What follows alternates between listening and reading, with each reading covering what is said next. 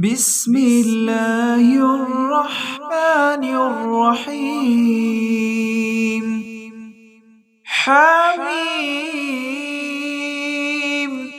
تنزيل الكتاب من الله العزيز الحكيم. إن في السماوات والأرض لآيات للمؤمنين وفي خلقكم وما يبث من دابة آيات لقوم يوقنون.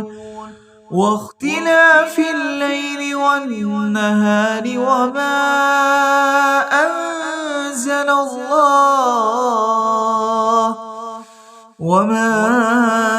أنزل الله من السماء من رزق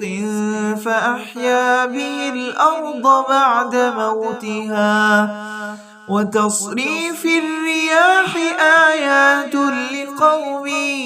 يعقلون. تلك آيات الله نتلوها عليك بالحق فبأي حديث بعد الله وآياته يؤمنون. ويل لكل أفاك أثيم يسمع آيات الله تتلى عليه ثم يصر مستكبرا كأن لم يسمعها فبشره بعذاب أليم. وإذا علم من آياتنا شيئا اتخذها هزوا أولئك لهم عذاب مهين من ورائهم جهنم ولا يغني عنهم ما كسبوا شيئا ولا ما اتخذوا من دون الله أولياء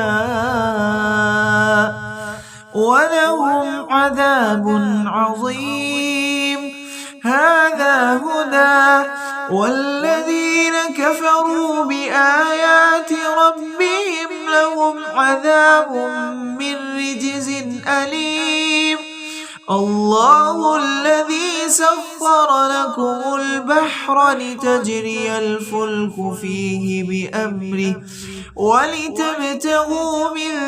فضله ولعلكم تشكرون.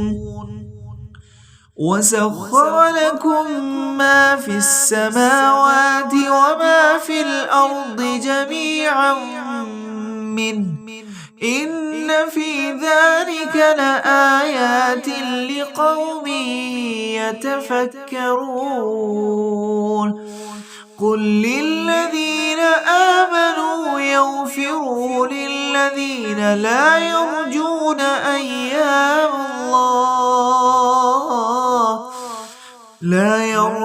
أيام الله ليجزي قوما بما كانوا يكسبون. من عمل صالحا فلنفسه ومن أساء فعليها ثم إلى ربكم ترجعون. ولقد آتينا بني إسرائيل الكتاب والحكم والنبوة ورزقناهم من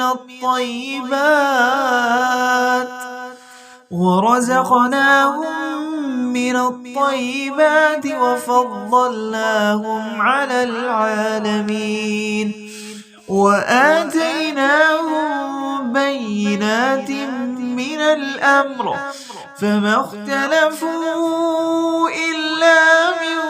بعد ما جاءهم العلم بغيا بينهم إن ربك يقضي بينهم يوم القيامة فيما كانوا فيه يختلفون ثم جعلناك على شريعة من الأمر فاتبعها ولا تتبع أهواء الذين لا يعلمون إنهم لن يغنوا عنك من الله شيئا وإن الظالمين بعضهم أولياء بعض والله ولي المتقين هذا بصائر للناس وهدى ورحمة لقوم يوقنون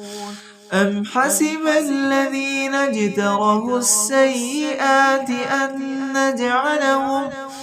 كالذين آمنوا وعملوا الصالحات سواء محياهم ومماتهم ساء ما يحكمون وخلق الله السماوات والأرض بالحق ولتجزى كل نفس بما كسبت وهم لا يظلمون أفرأيت من اتخذ إلهه هواه وأضله الله على علم وختم على سمعه وقلبه وجعل على بصره غشاوة فمن يهديه من بعد الله أفلا تذكرون وقالوا ما هي إلا حياتنا الدنيا نموت ونحيا وما يهلكنا إلا الدهر وما لهم بذلك من علم إن هم إلا يظنون وإذا تتلى عليهم آياتنا بينات ما كان حجتهم إلا أن قالوا ائتوا بآبائنا إن كنتم صادقين قل الله يحييكم ثم يميتكم ثم يجمعكم إلى يوم القيامة لا ريب فيه ولكن أكثر الناس لا يعلمون ولله ملك السماوات والأرض ويوم تقوم الساعة يومئذ يخسر المبطلون وترى كل أمة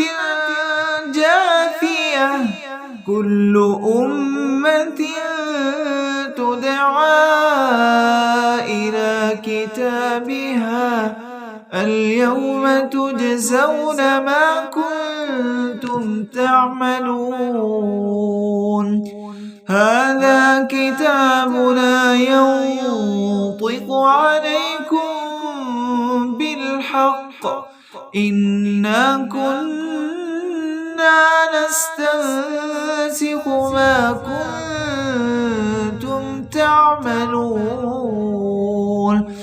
فأما الذين آمنوا وعملوا الصالحات فيدخلهم ربهم في رحمته